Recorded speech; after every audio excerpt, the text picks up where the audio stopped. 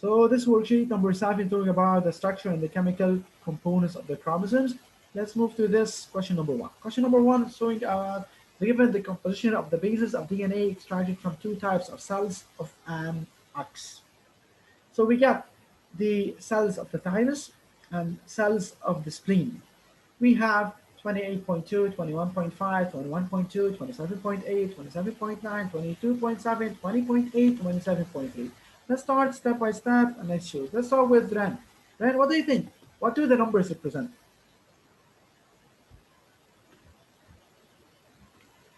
What do these numbers represent? Ren, do you hear me?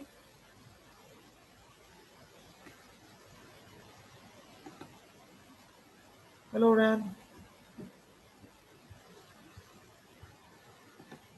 I think she has a problem. Let's move to it. These numbers represent the percentage of each of the following nucleotides A, T, C, and G. Compare the composition of the DNA bases of the thymus cells and that of the spleen. What do you think? Okay, let's start step by step. Compare the composition of the DNA bases of the thymus cells and that of the spleen. What can you deduce? Honey, let's start the comparison. Comparison between the composition of the DNA bases. I have to compare the percentages of the nucleotide A, T, C, and G between the thymus and the spleen. Okay? Regarding this, we have to take into consideration that we have some errors that occur that lead to these differences. Okay? Yeah, let's start Hannah. Compare.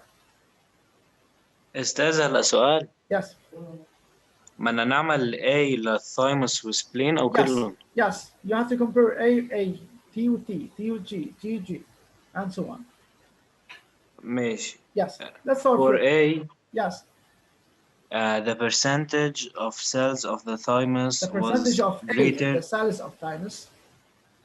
The percentage of A in the cells of thymus was 28.2, which is greater than the percentage of A in the cells of spleen, which is 27.9. Okay, here greater than, we can't say it's greater than because we have some errors. So taking these errors into consideration, they are approximately they are equal. So taking, for example, 27.9, let's say it's 28, 28.2, let's say it's about 28 also.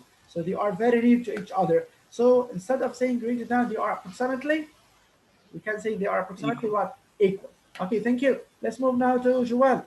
You gotta compare the G with of the cells of the thymus to that of the cells of the spleen.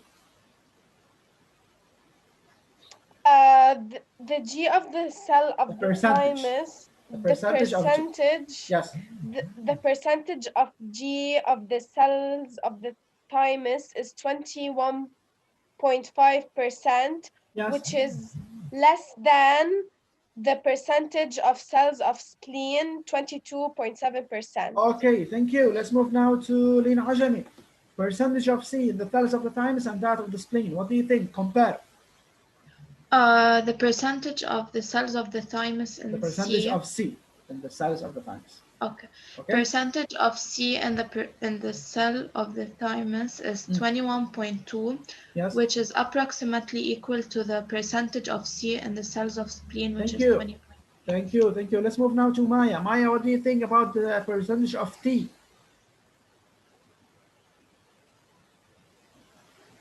Yes, Maya?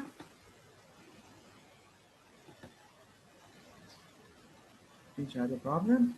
Let's move now to Tala. Yes, Tala. What do you think about the percentage of T? The percentage of T in the cells of the thymus is greater than the percentage. You have to say the value.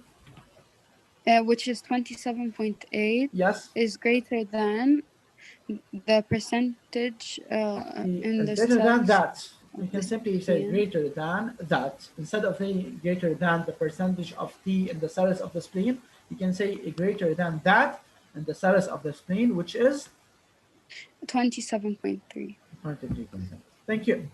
They said for C, the composition of the DNA bases of the two types of the cells is the same. How can you explain these statements? They are approximately the same for the A. We have a slight difference also for the G and C and T. They are approximately equal due to some errors during their counting, so they are approximately the same. Moving to for D. The following table represents the composition of the bases of the human DNA. It's extracted from any type of cell. For example, the skin cell. These are the bases and the human cells. A, T, C, and G.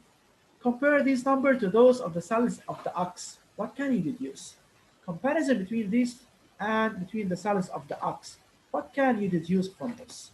Let's have a look about this and let's compare them together. I'm going to pick up, I want to hear Rima's voice. Rima, good afternoon. Hi. How are you? Everything's good? Yes. Okay, so good afternoon or good morning at your time? Morning. Morning, good morning, Rima.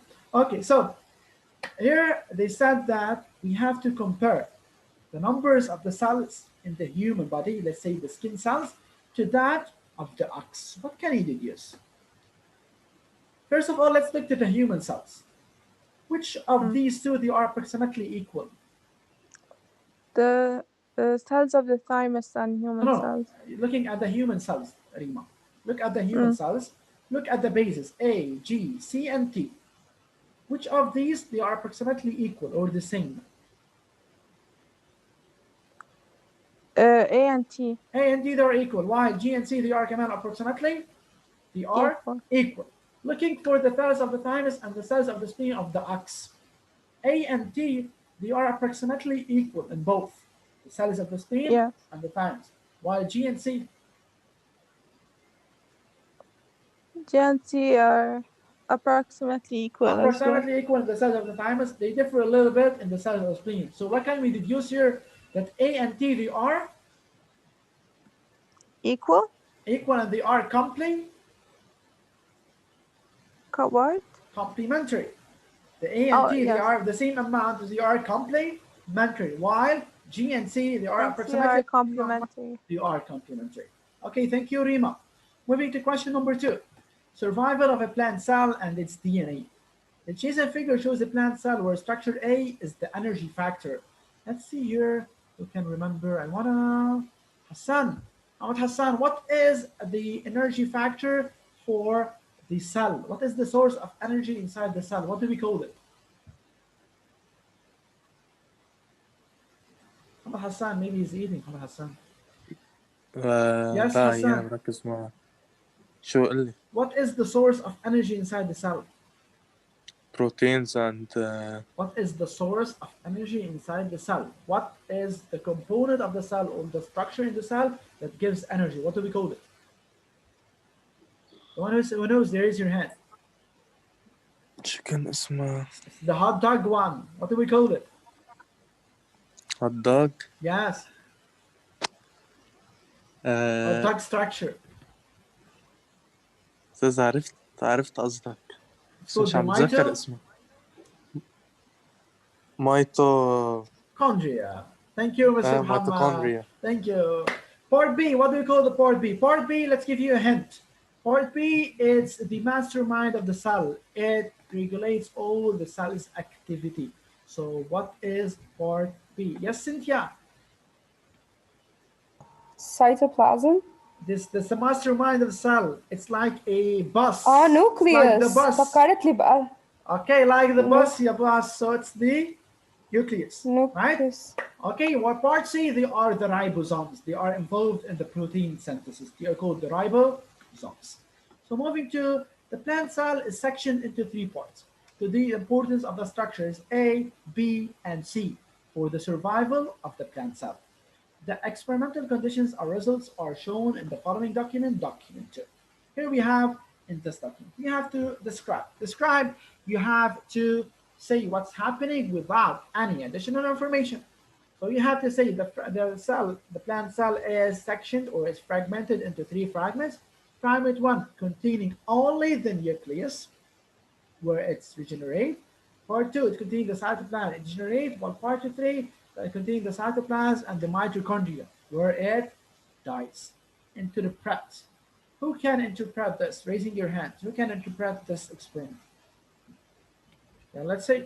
Who can interpret this experiment? Mahdi, what do you think? Can you interpret this? Yes. Yes. Yeah. Analyze plus give an indication. After fragmentation or after sectioning. Do you see the screen right now? ها Do you see the screen? ايه هلا مش الحال Okay, so سوداء the عم تروح screen, تجي. the cell is divided into 3 fragments. Okay? Yes. So first fragment, it contains the nucleus. Second, it contains the cytoplasm, and the third one contains the mitochondria plus the vacuole. Which one survives? مش ايش ايش سوداء. Okay, no problem. That's okay. Let's check another one. Let's move to Ran. Thank you, Mahdi. Ran, do you hear me? I think Ran has a problem with the connection. I want to take someone who didn't answer before. Mirna, where is Mirna? Mirna, she asked. Okay, Tala, let's move to Tala. She's raising her hand. Tala, can you interpret this? Yes. Okay, yeah, please. After sectioning The cell into the plant cell into 3 fragments, in the first fragment, which contains the nucleus. Okay, the cell. It regenerates. Regenerates, meaning that it remains alive, it continues alive, while fragments 2 and 3, not having the nucleus, they die. They die. What does this indicate? This indicates that the nucleus is responsible for the living of the is indispensable for the life of the cell. Thank you, Tala. Thank you very much. So now let's move to part 3. Interpret. We did it.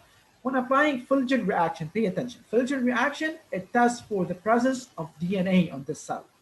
Structures A and B, they showed red spots. What are the structures A and B? Structure A and B, they are the mitochondria and the nucleus.